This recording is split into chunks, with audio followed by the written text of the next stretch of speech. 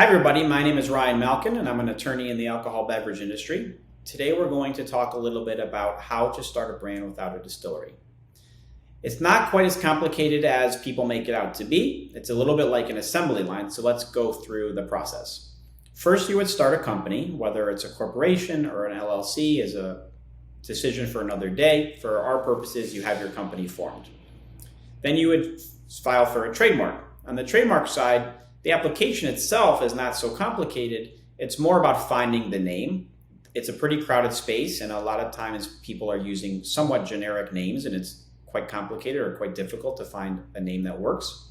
The best thing to do is to find a name that didn't mean anything until you brought meaning to it. Think of Google. It didn't mean anything until the company brought the name to it. So those are always the strongest trademarks, those things that you made up. All right, so now we have our company, we have our trademark. Now you need to find a producer, a co-packer to make your product. That may or may not be a formulation expert as well. You may bring somebody else in to do that, especially if you're doing RTDs.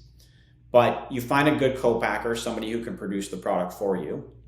So you have your company, you have your trademark, and now you have your product in a can or a bottle or however it's going to be formed. So now what? If you're going to start in New York, New Jersey, or Florida, California, oftentimes brands will start with Park Street as a distributor because they can go run around town selling the product to retailers, often on premise, and Park Street can do the actual delivery because it can be difficult to get into a bigger distributor as a small brand, as a startup. If you are using Park Street as a national provider, they can also sell to your distributors in other states. So for instance, if you're based in Florida and selling to Georgia or to Illinois, Park Street would be able to sell to your distributors in those other states. So oftentimes brands that are starting without a distillery will use a service like Park Street because they'll be able to focus on the thing that they got into the business for, which is the sales and marketing.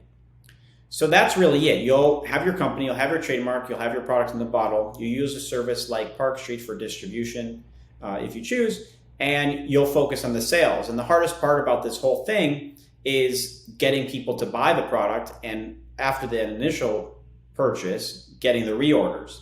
But you always want to make sure that you're also being compliant with state laws because they do differ from state to state. So when you're doing your licensing process, you're going to do the federal licensing and state licensing as well.